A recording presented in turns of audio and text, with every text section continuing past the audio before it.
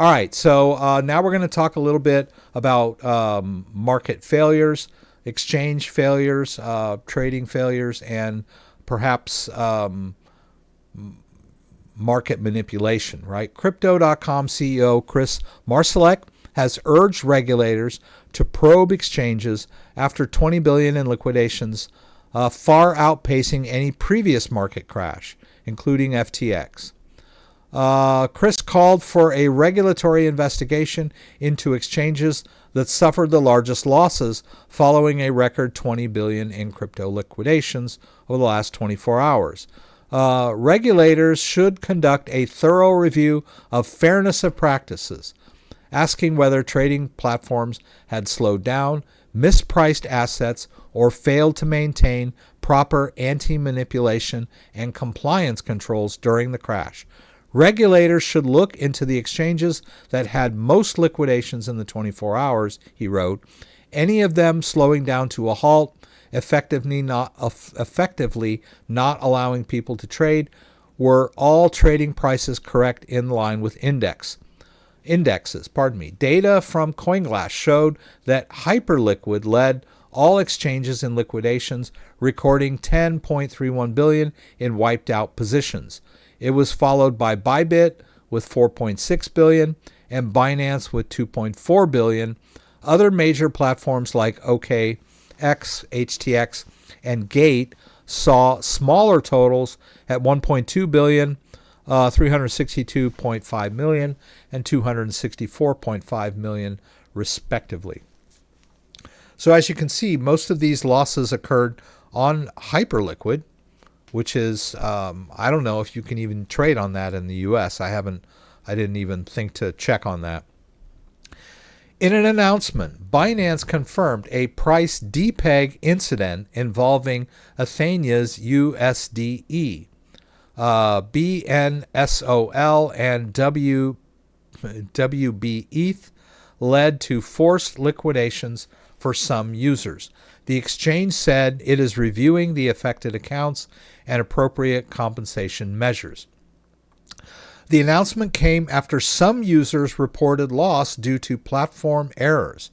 One Binance trader claimed the exchange fully closed their short position while leaving their long open, leading to a total loss. I think Kenny might understand what this guy's talking about, because I sure don't. The user said the issue was not related to auto deleveraging and noted that some similar trades on other platforms, such as Lighter and Extended, survived the crash. Since we're all talking about how exchanges function during yesterday's nuke, let me tell you how I got liquidated on Binance. I was running a pair trade, one long and one short position. As the prices started nuking, my margin got low, and instead of partially liquidating both positions, Binance decided to completely close my short position and keep my long fully open, which then obviously got liquidated. And no, it wasn't ADL, which is auto deleveraging. Was running similar positions on Lighter and Extended, which perfectly survived the crash. Not sure we'll continue to trade on Binance after this. Better to trade on DEXs with zero fees, plus I get points. Binance co-founder Yi He also acknowledged user complaints in a public apology, citing significant market fluctuations and a substantial influx of users. Interesting. New users? Where'd they come from? She said Binance would compensate verified cases where platform errors caused losses, but emphasized that losses resulting from market fluctuations and unrealized profits are not eligible. According to data accumulated by crypto analyst Quentin Francois, the latest crypto market wipeout has eclipsed every previous downturn. We talked about that. We talked about the Trump tariffs. All right, let's dive into this a little bit more. I wanted to bring up this Reddit post here where they're talking about this. Almost 9 billion in the past 24 hours. Most alts dropped 70 to 90%.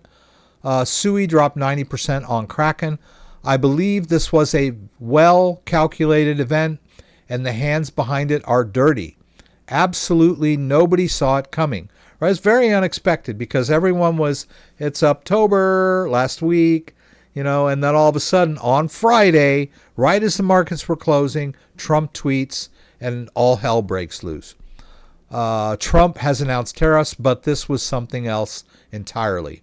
I was reviewing the order books literally seconds before it happened, and I was wondering why there was such an unusual amount of buy orders at what seemed like impossible prices. So people were putting in limit trades, I guess, which you call them. I always trade market. Dan's always on me about that. People were putting in buy orders for AVAX at $8, Tau at 140, Doge at 9 cents. I know there are always buy orders at these levels, but this time the volume was massive. I mean, SUI dropped to 16 cents. Come on. Let's see. I'm so glad I don't leverage trade, but seeing alts go down 80 to 90% in an hour and then back up to where they're only down 20% for the day is extremely strange. I've heard of market manipulation by market makers, whales, all the time and just kind of ignored it. Now I fully 100% believe that's what's going on. Sorry it took me so long to realize. I was unable to buy these major dips on Kraken myself. Literally minutes. Some alts down 80 to 90% in the span of 5 to 6 minutes. You can see the exact moment they hit a certain price. And 20 billion to 100 billion in buy volume gets executed in the next 2 minutes, which means that as these in these 5 or 6 minutes when these altcoins crashed, there were people with orders placed waiting to come in and snatch up all these deals, right? Doesn't seem right, does it? I'll try to get this off here. This is a scam. This is a grift. They are robbing us. We need to rise up. Yep. Anybody can tell how sharply it dropped and how quickly it got bought up again. Been 8 years in crypto. Never seen a 40% drop across the market in a 20 to 30 minute time frame and then gets bought almost as quickly. Not even the initial Terrafor in February, April did such a hard hourly drop. And you think it was more of a shock back then. The tariffs on China now, everybody knows he's going to taco. The U.S. military and economy is very dependent on rare earth metals, so China holds all the cards. Yeah, horribly inefficient markets with the illusion of liquidity, both on the upside and downside, makes for easy pickings by traders that know how to fleece unsophisticated investors. Induced statistical arbitrage is delightfully profitable. There was a very large reckless shorts before this event. No one shorts that much. That's 100% insider trading, most likely coming from the Trump camp as they knew what was coming. You don't play shorts like that without serious insider knowledge. I bet Cheeto Man got a nice fat kickback under the table.